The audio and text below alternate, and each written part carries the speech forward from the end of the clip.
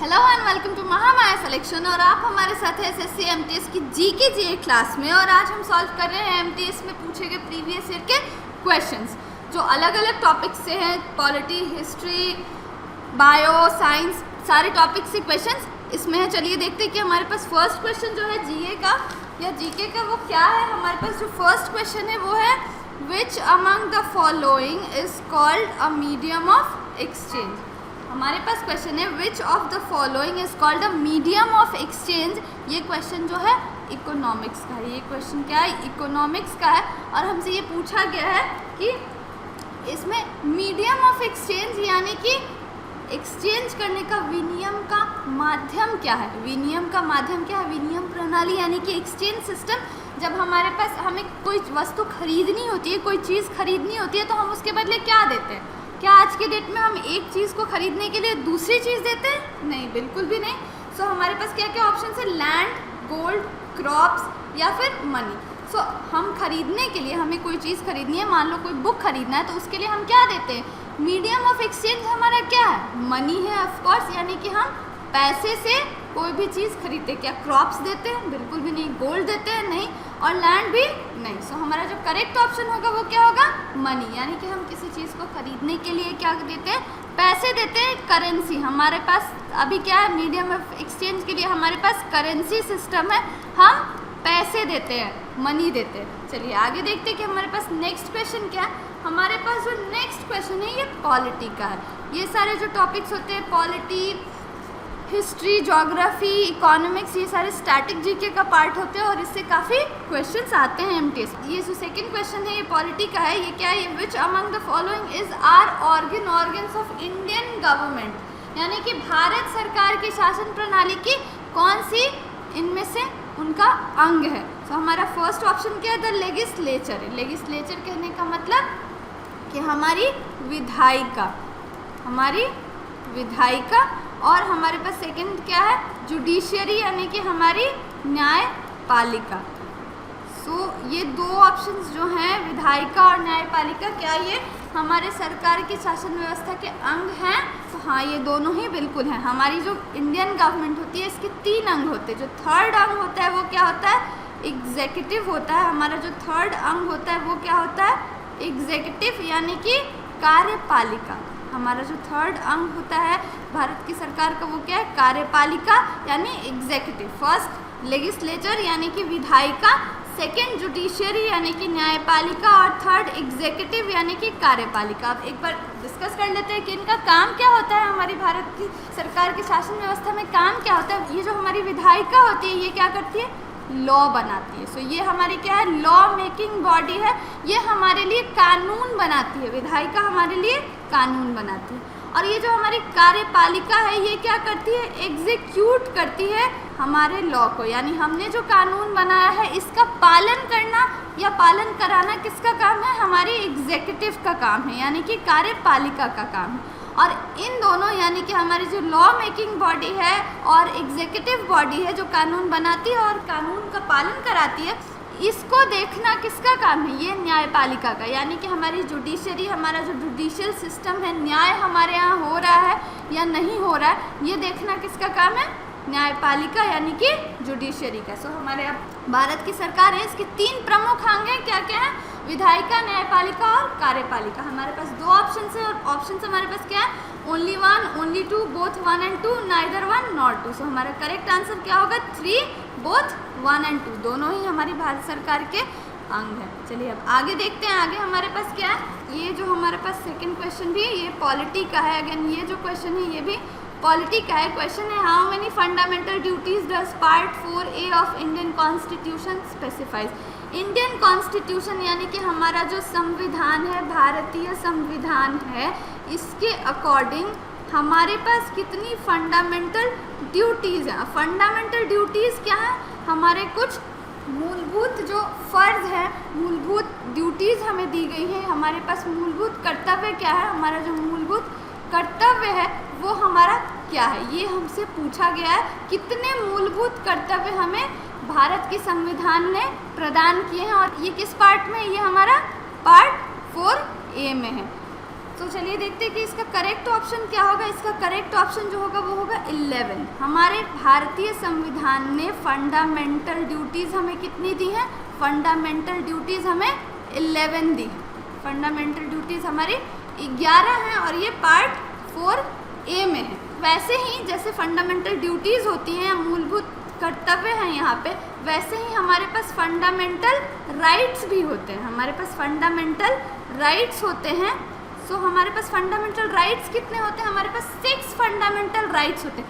पहले ये 7 हुआ करती थी, लेकिन अब आज के डेट में ये हमारे पास 6 है। हमारे पास केवल 6 फंडामेंटल राइट्स यानी कि मूलभूत अधिकार है, और ड्यूटीज़ यानी कि कर्तव्य कितनी है? 11। आपको कमेंट में ये बताना है कि फंडामेंटल राइट्स जो है ये हमारे कॉन्स्टिट्यूशन के कौन से पार्ट में है, कौन से पार्ट में फंडामेंटल राइट्स है, ये आपको हमें कमेंट सेक्शन में बताना है। चलिए आगे देखते हैं कि हमारे पास नेक्स्ट क्वेश्चन क्या है। हमारे पास जो नेक्स्ट क्वेश्चन है वो क्या है? वो है who was the most famous Kushan ruler. Who was the most famous Kushan. Kushan जो थी वो क्या थी? कुषाण डायनेस्टी थी, कुषाण वंश था, और इसके सबसे फेमस रूलर के बारे में पूछा गया। चलिए ऑप्शंस देखते हैं। अश्वघोषा, कनिष्का, हेरियोस एंड बैनयोंग। तो ये जो कुषाण डायनेस्टी थी, इसका जो सबसे फेमस रूलर था वो कौन था? कनिष्क। इसका सबसे फेमस रूलर था कनिष्क। कनिष्क के बारे में एक्स्ट्रा फैक्ट्स क्या है? इससे रिलेटेड और भी क्वेश्चंस क्या आ सकते हैं ये कि कनिष्क ने जो है 4th बुद्ध की जो संगीतियाँ हुई थी 4, उनमें से जो 4th थी, चौथी थी, वो किसने कराई थी? वो कनिष्क ने कराई थी। और ये जो 4th लास्ट थी, लास्ट बुद्ध संगीति, लास्ट बौद्ध संगीति कनिष्क ने ही करवाई थी। आपको कमेंट में ये बताना है कि कनिष्क ने ये जो 4th बौद्ध संगीतियाँ कराई थी ये कहाँ कराई थी, कौन सी जगह, मतलब वो कौन सी जगह का रूलर था, कौन सी जगह पे वो रूल कर रहा था, उसका जो राज था वो कहाँ था। उसने अपने राज्य में ही चौथी बौद्ध संगीति कराई थी, ये आपको बताना है कि उसने कहाँ कराई थी। चलिए आगे देखते हैं कि हमारा जो नेक्स्ट क्वेश्चन है वो क्या है। नेक्स्ट क्वेश्चन है which Mughal emperor issued a farman granting the East India Company the right to trade duty free.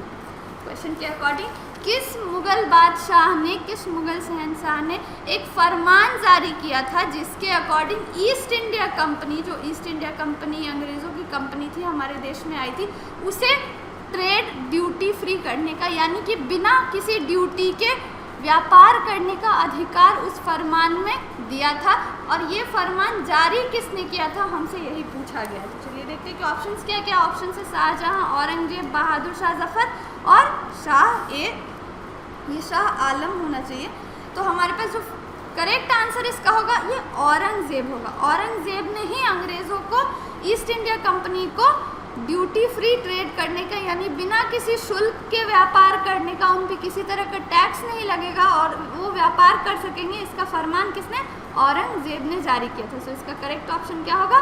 Aurangzeb. चलिए आगे बढ़ते हैं, देखते हैं नेक्स्ट क्वेश्चन क्या है हमारे पास। हमारे पास जो नेक्स्ट क्वेश्चन है वो है 90 degree south latitude marks what. 90 degree south latitude marks what, यानी कि 90 डिग्री साउथ क्या होता है? South pole, north pole, equator, prime meridian. ये जो क्वेश्चन है हमारा जियोग्राफी का है। चलिए देखते हैं, ये है हमारा अर्थ और ये क्या है हमारा? ये है हमारा इक्वेटर। ये है हमारा इक्वेटर। इधर कौन सा डायरेक्शन? ऊपर में हमारे पास नॉर्थ डायरेक्शन और नीचे में हमारे पास साउथ डायरेक्शन। सो या इक्वेटर क्या होता है? ये 0 डिग्री होता है। और यहाँ क्या होता है? यहाँ 90 डिग्री होता है और यहाँ भी 90 डिग्री होता है। सो 90 डिग्री पे हमारा क्या हो जाएगा? 90 डिग्री साउथ हमारा ये डायरेक्शन हुआ, और ये डायरेक्शंस क्या होते हैं? ये पोल होता है। ये हमारा नॉर्थ पोल होता है और ये जो होता है ये हमारा साउथ पोल होता है। सो 90 डिग्री साउथ हमारा क्या हो जाएगा? 90 डिग्री साउथ हमारा साउथ पोल, यानी कि हमारा ऑप्शन 1 करेक्ट हो जाएगा। 90 डिग्री साउथ हमारा साउथ पोल और 90 डिग्री नॉर्थ हमारा नॉर्थ पोल। चलिए अब आगे बढ़ते हैं। आगे है हमारे पास what is the area of earth surface covered with water called, यानी कि पृथ्वी का वो भाग जो कि पानी से ढका हुआ है उसे हम क्या कहते हैं? पृथ्वी का वो भाग जो पानी से ढका हुआ है उसे हम क्या कहते हैं? चलिए देखते हैं कि ऑप्शंस हमारे पास क्या क्या है। हमारे पास जो फर्स्ट ऑप्शन है वो है lithosphere, second option is atmosphere, third option is biosphere and fourth option is hydrosphere. Litho का क्या मतलब होता है? लिथो का मतलब होता है रॉक यानी कि सॉइल या लैंड। हमारे पास सेकंड क्या है? एटमॉस्फेयर। एटमॉस्फेयर का क्या मतलब? एटमो का मतलब होता है एयर। एंड बायो, बायो का मतलब होता है जो भी लिविंग बींग्स हैं, नॉन लिविंग बींग्स हैं, अबायोटिक एंड बायोटिक जो भी कम्युनिटीज़ है वो बायोस्फीयर, जैव मंडल में जितने भी लिविंग बींग्स हैं वो सारे कहाँ रहते हैं? बायोस्फीयर में रहते हैं। एंड हाइड्रो, हमारे पास हाइड्रो, हाइड्रो का क्या मतलब होता है? हाइड्रो का मतलब होता है वाटर यानी पानी। सो पृथ्वी का वो भूभाग जो पानी से ढका हुआ है उसे हम क्या कहते हैं? उसे हम हाइड्रोस्फेयर कहते हैं, उसे हम हाइड्रोस्फेयर कहते हैं। सो हमारे पास जो ऑप्शन 1 है लिथोस्फेयर यानी कि जहाँ चट्टान है, मिट्टी है, ज़मीन है, उस पार्ट को हम लिथोस्फेयर कहते हैं। जहाँ पे हवा है, वायु है यानी कि हमारा वायुमंडल, उसे हम एटमॉस्फेयर बोलते हैं। और बायोस्फेयर जहाँ की हमारी जैव मंडल, बायोस्फेयर का मतलब होता है जैव मंडल, जहाँ पे जितनी भी लिविंग थिंग्स रहती हैं इस मंडल को क्या कहते हैं? बायोस्फेयर, जैव मंडल कहते हैं। और हमारे पास फोर्थ ऑप्शन है हाइड्रोस्फेयर यानी कि हाइड्रो मतलब वाटर यानी कि जहाँ पानी हो, जिस भूभाग पे पानी हो उसे हम हाइड्रोस्फेयर कहते हैं। सो हमारा करेक्ट ऑप्शन ऑप्शन 4 होगा। चलिए अब आगे देखते हैं। आगे है हमारे पास which of the metallic ions is essential for blood clotting. ये जो है हमारा साइंस का क्वेश्चन है। सो क्वेश्चन के अकॉर्डिंग इनमें से कौन सा मेटालिक आयन, कौन सा तत्व का आयन जो है वो ब्लड क्लॉटिंग यानी कि खून के जमने के लिए इसेंशियल यानी ज़रूरी है? इनमें से कौन सा आयन खून के जमने के लिए ज़रूरी है? हमारे पास ऑप्शंस क्या क्या हैं? Na+, Ca++, K+ और Fe+। Fe यानी कि आयरन, Ka ये क्या है? ये आयरन है। ये हमारे पास क्या है? ये पोटेशियम है। और ये हमारे पास क्या है? कैल्शियम है। और ये हमारे पास क्या है? ये हमारे पास सोडियम है। सो खून के जमने के लिए वैसे तो ये चारों ही चीज़ें हमारे शरीर के लिए एसेंशियल हैं, लेकिन खून के जमने के लिए, ब्लड क्लॉटिंग के लिए जो एसेंशियल है वो है हमारा Ca++ यानी कि कैल्शियम। कैल्शियम हमारा खून जमने के लिए काफ़ी ज़रूरी है। सो हमारा करेक्ट ऑप्शन होगा ऑप्शन 2। आपको कमेंट में ये बताना है कि खून के जमने के लिए यानी ब्लड क्लॉटिंग के लिए कौन सा वाइटामिन इसेंशियल होता है? खून के जमने के लिए कौन सा वाइटामिन इसेंशियल है? यहाँ मेटालिक आयन तो मैंने बता दिया कि Ca++ है, लेकिन विटामिन कौन सा खून के क्लॉटिंग के लिए ज़रूरी होता है ये आपको कमेंट सेक्शन में बताना। चलिए अब आगे देखते हैं। आगे हमारे पास क्या क्वेश्चन है? आगे जो हमारे पास क्वेश्चन है वो है the total number of bones in the body of an adult human is. एक मानव शरीर में, मानव वयस्क शरीर में, जो एडल्ट है वयस्क मानव शरीर में हड्डियों की संख्या कितनी होती है? सो ये तो काफ़ी कॉमन क्वेश्चन है। 206 हड्डियाँ होती हैं इंसान के, एक वयस्क इंसान के शरीर में। यही अगर हम बात करें एडल्ट बॉडी में तो हमारे पास कितनी हड्डियाँ होती हैं? 206 बोन्स होते हैं। लेकिन अगर हम बात करें जो हमारा छोटा बच्चा होता है किसी बच्चे के शरीर में, तो उसमें कितनी हड्डियाँ होंगी? उसमें करीब 300 बोन्स होते हैं। और ये बोन्स धीरे धीरे फ्यूज़ होते जाते हैं और बाद में ये कितने रह जाते हैं? 206। तो चलिए आगे देखते हैं कि आगे हमारे पास क्या। आगे जो हमारे पास क्वेश्चन है वो क्या? Largest gland in human body is. ये भी साइंस बायो का क्वेश्चन है। Largest gland in human body यानी कि ह्यूमन इंसानी शरीर में, मानव शरीर में जो सबसे बड़ी ग्रंथि है, ग्लैंड यानी कि ग्रंथि, वो कौन सी होती है? वो कौन सी होती है? हमारे पास ऑप्शंस क्या क्या हैं? लिवर, पैंक्रियाज, पिट्यूटरी या थायराइड। लिवर यानी कि यकृत, यकृत को हम लिवर बोलते हैं। पैंक्रियाज यानी कि अग्न्याशय। और पिट्यूटरी, पिट्यूटरी जो होता है ये ग्लैंड होता है जो कि बहुत सारे बॉडी फंक्शंस को कंट्रोल करता है। और थायराइड जो होता है ये हमारे नेक रीजन में एक ग्लैंड होता है अगेन। तो चलिए देखते हैं कि हमारा जो लार्जेस्ट ग्लैंड है वो क्या होता है? वो हमारा लिवर होता है। ये हमारा ग्लैंड होता है, लार्जेस्ट ग्लैंड होता है, जो सबसे बड़ा ग्लैंड होता है और वेट में भी काफ़ी ज़्यादा होता है।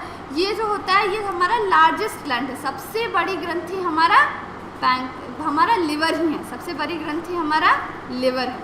और बाकी सारे जो है पैंक्रियाज, ये जो होता है ये डायबिटीज़ से रिलेटेड होता है। ये डायबिटीज़ से, पैंक्रियाज में प्रॉब्लम्स होती हैं तो हमें क्या होता है? डायबिटीज़ होता है। अगेन पिट्यूटरी भी बहुत सारे हार्मोन्स निकालता है और आपको कमेंट सेक्शन में बताना है कि आयोडीन की ज़रूरत कौन से ग्लैंड को होती है, आयोडीन का संबंध कौन से ग्लैंड से होता है, आयोडीन का संबंध कौन से ग्लैंड से होता है, ये आपको कमेंट सेक्शन में बताना है। आपने देखो कि हमने एक क्वेश्चन से करीब 2 क्वेश्चन निकाल लिए। ऐसे ही इन्हीं सारे टॉपिक से रिलेटेड क्वेश्चन एमटीएस में पूछे जाते हैं। स्टैटिक जीके का जो पार्ट होता है उसका, उसमें ऐसे ही क्वेश्चंस पूछे जाते हैं। तो इसके लिए भी हम सारे टॉपिक वाइज भी वीडियोस लेकर आएंगे, जैसे कि पॉलिटी के एक्सपेक्टेड क्वेश्चंस, हिस्ट्री के एक्सपेक्टेड क्वेश्चंस। सो वैसे ही वीडियोस सारे टॉपिक्स के भी हम अलग अलग लेके आएंगे। आपको क्या करना है, आपको हमें लाइक और शेयर करना है। Thank you for watching.